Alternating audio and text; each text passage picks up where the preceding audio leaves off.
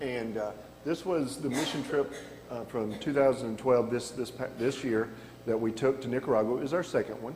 And you may notice when you saw the pictures on there, you know, it's not like when you see one of those Feed the Children, you know, where you see the huge poverty and you see they get the pictures where it, hey, leave those off if you don't mind. Yeah.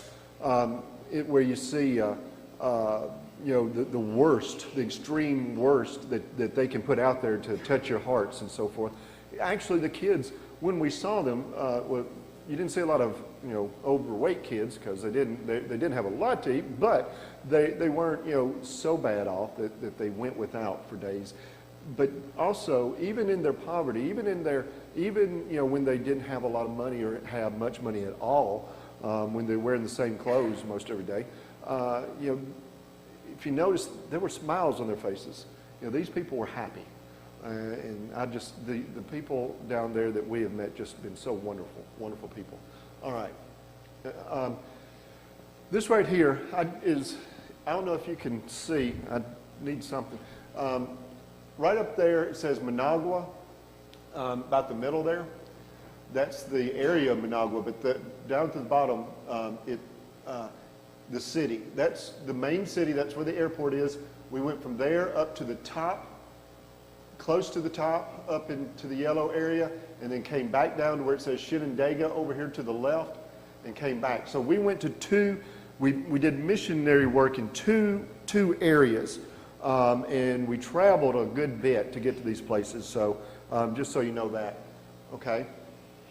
Oh, and by the way, the Nicaragua is about the size of the state of New York. New York State and Nicaragua about the same size. Okay, first thing, we had to leave the airport. I want to introduce you to the folks. You know, obviously, the first two. But this is Mary. Mary Irvin. Mary and her husband, Rick, came a couple years ago and spoke at our church. This is Mary. She's one of the missionaries. Her husband, Rick. Okay. Husband, Rick here. And this over here is Katie. We met Katie when we were down there. She was doing an internship, so she was just there for the summer. Okay. Joel is spelled Joel, J-O-E-L. It's Joel. Joel is we think about 10 years old. Joel is in the process of being adopted by Rick and Mary because they found Joel on the road, well, I say on the road, on the streets, fending for himself, and they came back a couple times. He was still there. And anyway, they're searching now. From the story we got, Joel's dad came from the extreme other side of the country and brought him and left him and then went on. And we believe that his mother beat him because he has had a lot harder time getting to know Mary than Rick. Matter of fact, he spilt something at a table once, and he crouched down thinking that she was going to, you know, hit him. So he's been abused and everything, but he's a really cool kid, climbed everything that he could find. And like I said, it's sad that he doesn't know how old or anything, but I guess kind of good. He got to pick his own birthday. So I'm sure when he got to pick it, it was the next day, I would assume. The guy to the left is William. William is one of the two translators. He's basically my translator. He and I work together real well. We worked last year together, and when I preach, we got pretty good rhythm. It can be very difficult preaching with an interpreter, but now we've done it 4 times, and we're really getting the hang of each other. Okay. That's our other one. That's Carlos. Carlos basically worked with Michelle and Tim and Patty and translated for the ladies and for the kids and so forth. All right, we leave. Rio Coco is the area up north. It's in the mountains, okay?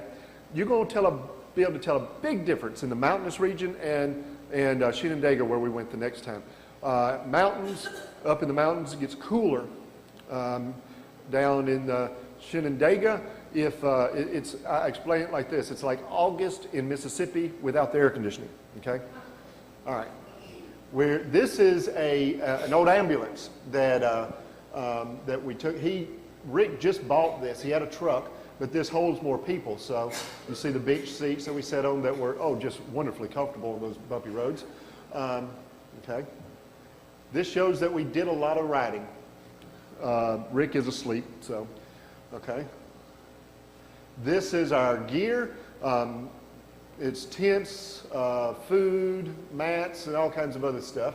You can't really tell there that well, I don't think, but it's like an inch of dust on that thing. Our stuff got really dirty and dusty. Our suitcases are black. Well, they look brown when we got them off that thing, even though they're tarped, okay? This is where we slept in the first place. This is the mountains. This is, can y'all see them out? Am I in y'all's way? Okay. This is a training center that was built many, many years ago, but hasn't been used for 7 years. Actually, the Franklin Graham Samaritan's Purse, they're the ones who actually built this. The problem was, and it was a great idea, and it's a wonderful facility. It's open air. It was really cool to be at, and really cool when the winds came. But it was really nice. The thing is, they really didn't at the time have a need for a training facility. But luckily, we were the first in 7 years to do this. And while we were there, another missionary came by and said they made a covenant to do more training there as well. So that's great. You can see where we slept on, these are our tents. These chairs are where I taught with pastors, and eventually we actually even worshiped there as well. We did a devotion every morning. This is us doing one of our morning devotionals. That's Tim and his expertise. The plumbing didn't work, so thanks to Tim, we got the toilets and the showers running, and we were very glad for that. This is us. Okay. All right. Before I get to the missionary work, I just wanted you to see some of the scenery. So we'll take a quick glance through this. This is just gorgeous. I wish you could see it like we saw it. The mountains.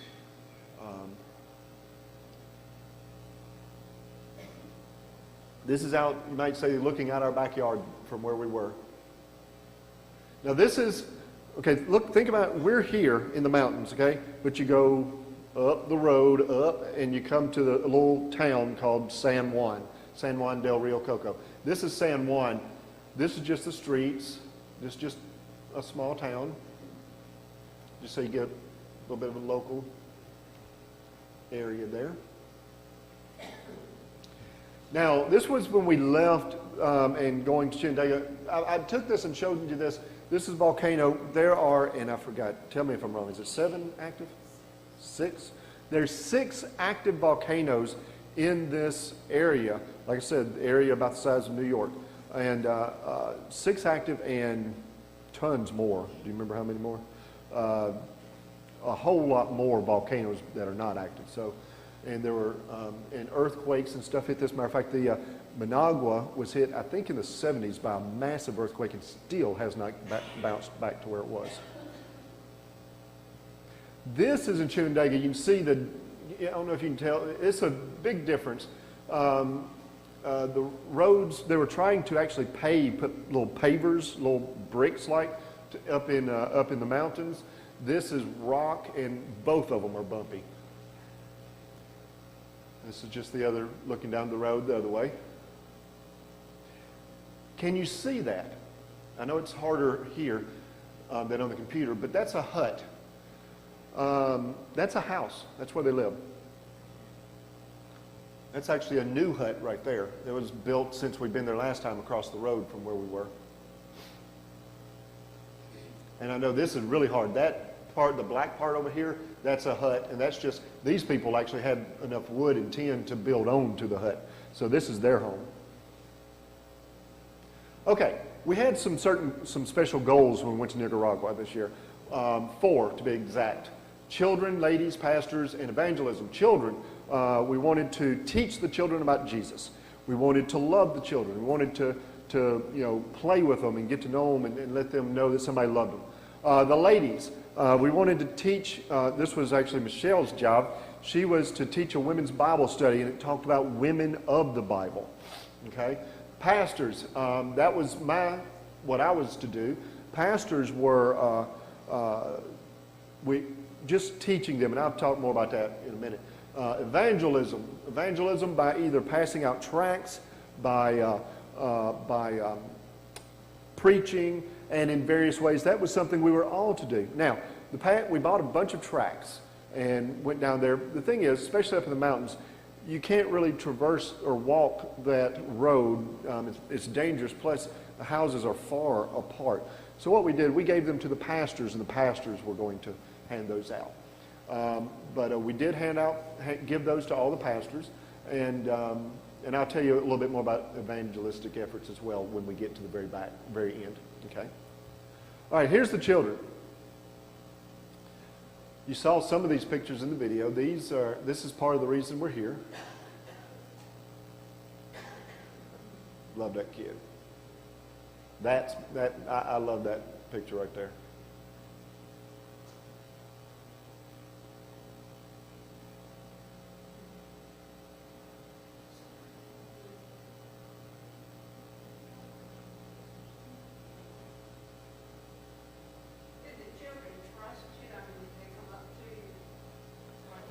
Yes.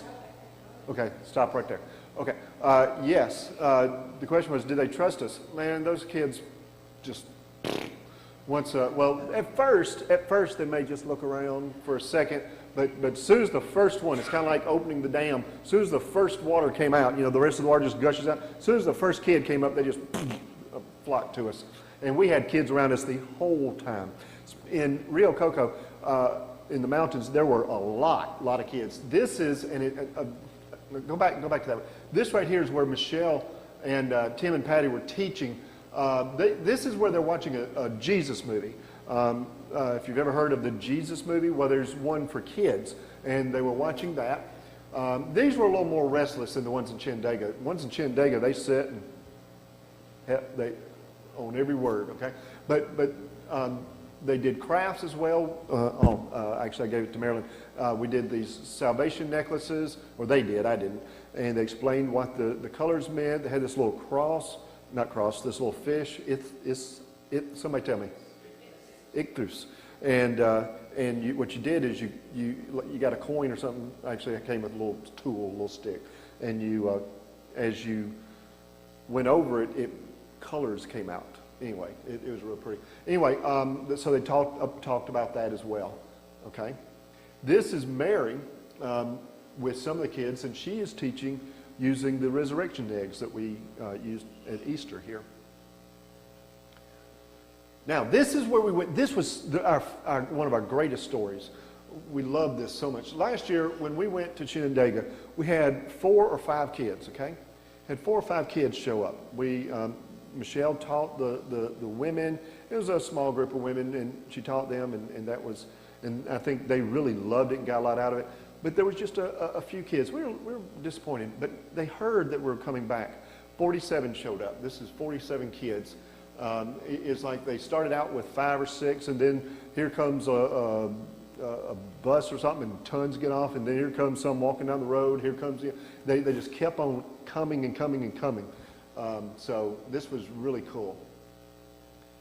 Taught the same thing in Chinandega, did the same types of things.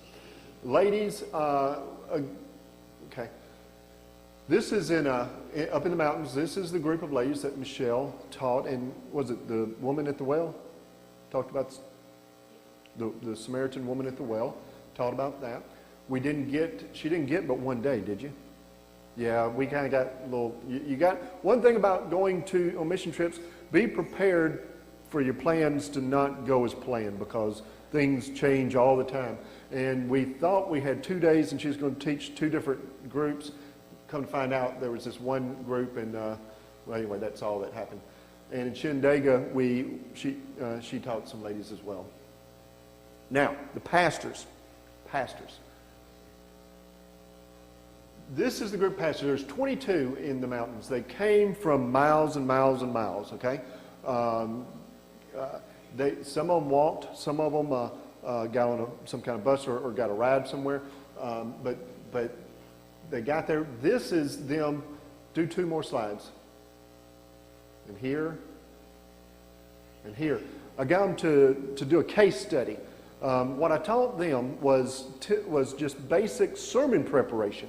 That they just needed some help. That's what they're looking for. Is a lot of these folks. Now the people up in the mountains seem to be a little more educated, maybe even had a little more money than down in Chenandaga. But the fact is, they need to be reminded, needed some help with just simple sermon preparation, but also with Christian ethics. Some of the things that, matter of fact, I think right here, this case study they're working on is if you've gotten money from donors, people send money and to build something, and you've got a lot of money left over, what do you do? These are things that they need to think about and things that I was asked to talk to them about. So a lot of times, some of the things they go through, some of the ethical things and stuff, are the same things we have to deal with here. Some are a little bit different. So now this is down Shenandoah. There's 11 here. Half of them were there last year. Half were new. These guys, last year when we came, one guy came all the way from El Salvador. These people came from all of these are very poor. None of the, well, take that back. I think 2 of them on motorcycles. But, these guys got on a bus, early in the morning and drove for hours or rode for hours to get here.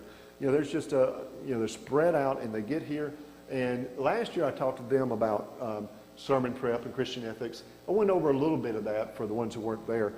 But you know what they asked me, of all things, last year when we left, they asked me specifically when I come back, they said, we want you to teach us about eschatology.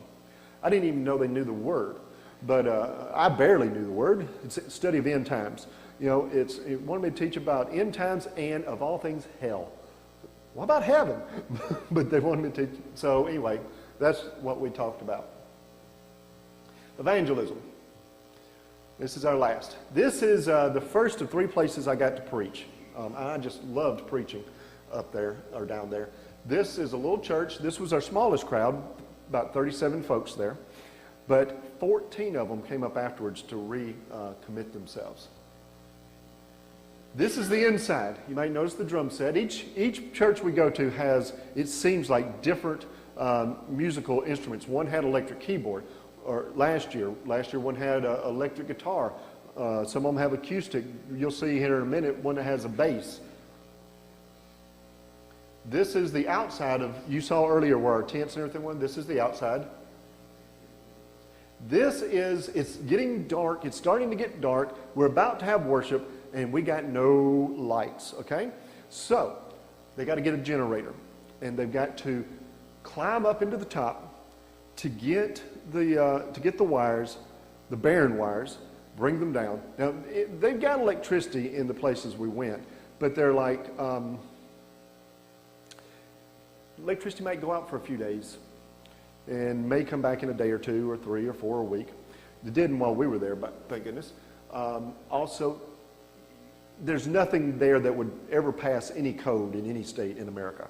So, you get 2 bare wires and you stick it into the generator and hope everything works out okay. So, now here's the reason I got this, okay? You need to know something about worship, about church services in Nicaragua. First thing is they don't ever worship in the morning. Even on Sunday mornings, they don't have worship service on Sunday mornings. They worship at night. Why is that? Because they're working in the mornings. That's when they get out and they can get, it's the cooler part of the day. If they're lucky, the afternoon, they'll be having siesta. And then they worship it, during the evening, okay? Now, and they worship 4 to 6 times a week, okay? Their worship services are somewhere between 1.5 hours and 2.5 hours, okay? So that's their worship. Now, the thing about this, the reason I've got the picture of the dog there is you need to know that there are certain things you will see probably in worship service. Dogs come and go. If you're on a farm, maybe chickens will come and go.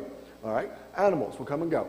Last year, I was sitting in a little Catholic church and worshiping, and Mark and I was sitting there and just watching lizards go up and down the walls. These are open air areas, no doors. If you had doors and have them shut, it'd be very hot because there's no air conditioning here. Kids walking, running, going everywhere. The thing they told me about last year that I would experience but didn't I experienced this year. So I feel like I've completed, I've fulfilled everything of worshiping in Nicaragua. If you'll notice the lady over there with the green, she's breastfeeding in the front row. Just natural, you know. Matter of fact, was it you, Michelle, that was sitting next to her? Or Pat? Katie was sitting next to her and looked over to her, said, "Oh, what a nice baby," and then Michelle looks over and says, "Oh, what a nice baby," and then looked, oops. Bye. Anyway, and that light you saw there was from the flash. It was still dark. It was real dark before they ever got that thing going. You see the bass there? And he's got an acoustic guitar. This is the pastor. He's leading singing.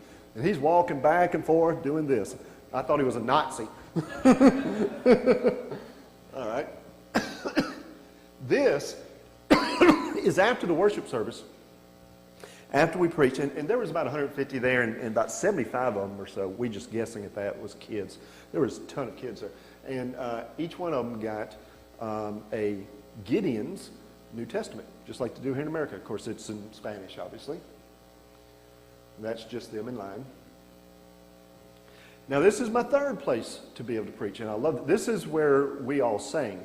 Now, I was telling somebody, I was telling the Woods, you know, in Nicaragua, they will, we've been in, let's see, we did 3, 4, I've been in 5 or 6 worship services. One of the things I love about the worship services, they sing for about an hour, hour and a half before they ever even start doing anything else. And the fact is, different people will come up and lead singing.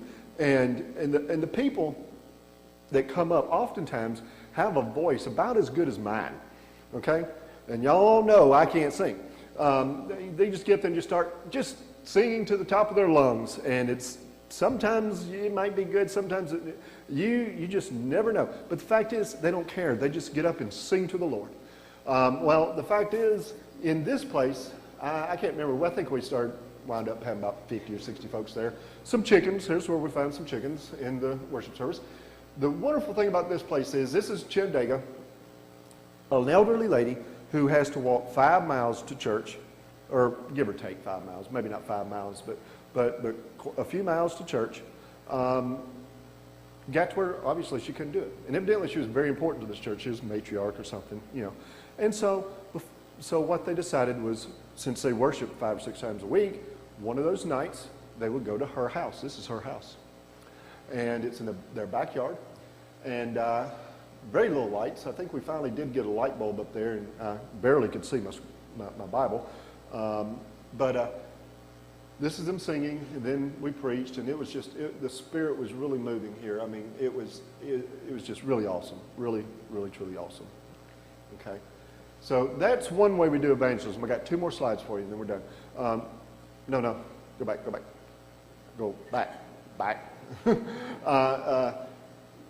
Evangelism by preaching, okay, by preaching, teaching, you know.